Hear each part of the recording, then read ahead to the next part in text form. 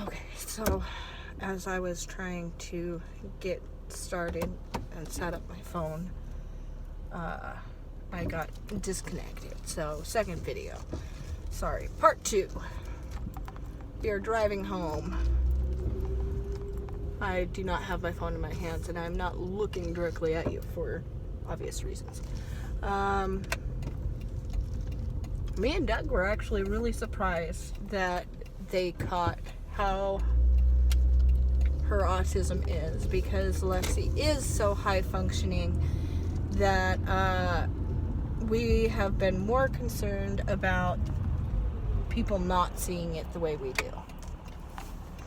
And when we walked into that office and did everything, our anxiety was high. We didn't know if we were going to get answers or not. And then at the end of the whole situation, I went in. Both kids were kind of drowsy in the car. And me and the doctor sat down to discuss what he thought of the interactions. Now, the first doctor's appointment, we went in with Lexi. It was me and Lexi, and we sat and talked to the doctor. That is when start going out to the center. We got a chance to discuss what we saw. And as we're sitting there talking, I would say something like, Lexi has issues that she uses to stim. Stimming is usually something that helps her focus. It is a hand flapping, walking, tapping, touching your fingers, touching your face. There is anxiety and things that we do that we don't realize that we're making movements because it helps our behaviors bring our anxiety back down. With Lexi, a lot of the time it's tapping. But as soon as I mention it, there it is. She starts tapping to show off. And then the next appointment, she went in by herself. And I sat and waited out in the waiting room, all anxious again. But we got done with her appointment and came back for our results. And they said that my drama queen, as she is, I love her to death, she will do the whole wait 1 minute and have lots of attitude, and she flares her head and twists her neck, and it's because she's mimicking behaviors. It's not that she's not feeling those emotions, it's the fact that there's a disconnection from her feeling those emotions and knowing how to portray herself. So therefore, she over-exaggerates things. And another thing, a lot of people will say autistics are very antisocial. They don't have eye contact and things like that. Well, that is not something that Miss Lexi does. She loves people. She loves people to a fault. And she'll get up in their bubble. She'll be up in their face. She will be an inch away from you and talking to you and want you to be paying attention to her. And she doesn't understand why that makes somebody feel uncomfortable. Me and Doug have had a hard time being able to grasp that she doesn't have that social cue to tell her that. So we have to sit her down and kind of get her to give us our bubble. Bubbles are the one thing that she can relate to. A bubble in the air. We have a bubble around us. That people don't like it when they pop. You're popping their bubble.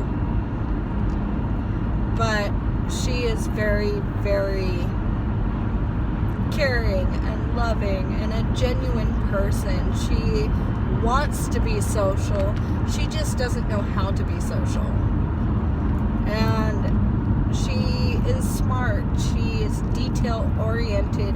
She has an A in science. She has an A in social studies. She loves history. She loves learning. Her language skills are lacking. She's got C's, D's, and F's in language skills.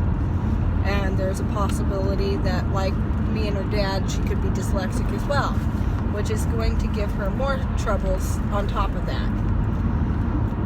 So, in knowing all this and going through as much as we have to thank everybody that has been a part of our lives in coming to where we're at today.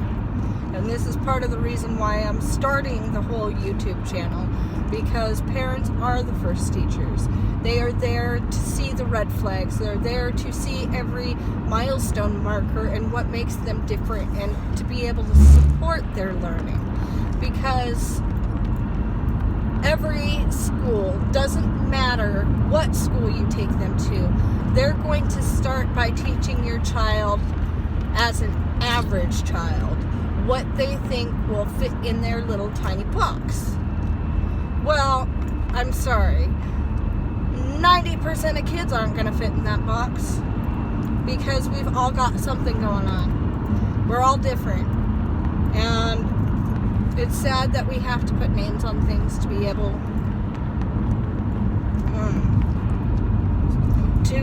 to, I thought it was going to cut me off, but to be able to help children. But it is.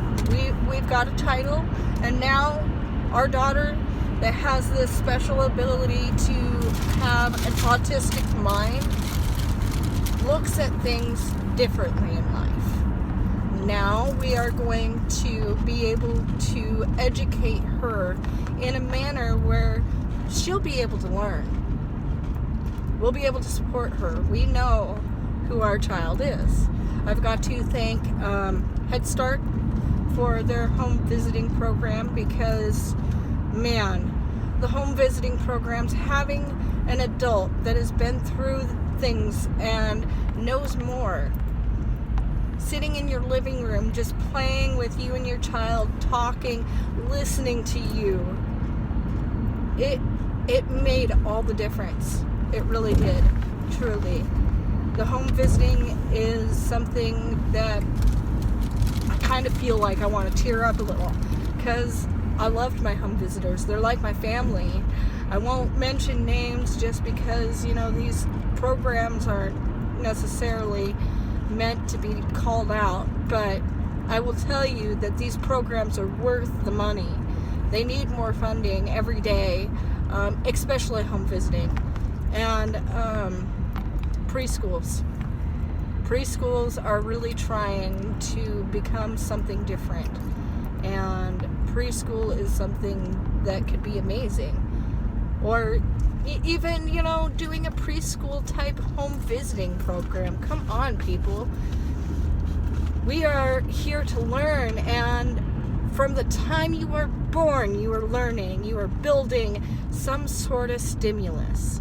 And these brain activities are amazing. People, just get it in gear and explore the world that's around you. We really, really want to be a better tomorrow. We want everybody to be looked at as different abilitied. We want people to be able to match their jobs, be able to do something for themselves because they love doing it. Not just because that's all they had, because that's the education they got, because they fell through the cracks. I fell through the cracks. I'm gonna tell you right now, 1995 through 2000, my school district, my SQUIM school district, the brick and mortar schools were trash. I mean, the idea of debating whether a child is dumb or lazy was not something I needed to hear at 6 years old. I constantly wondered, is that my only two choices? Like, does dyslexia mean that I'm dumb? And if I'm not dyslexic, then am I just being lazy and saying I can't do it? And the adults around me are what put that in my mind. And it traveled with me from the time I was 6 till high school. The schools traumatized me. All you can do is say no and fight and change things. I'm trying to change things. I want to become a teacher. I want to do things with this world. And hopefully I will talk to you soon.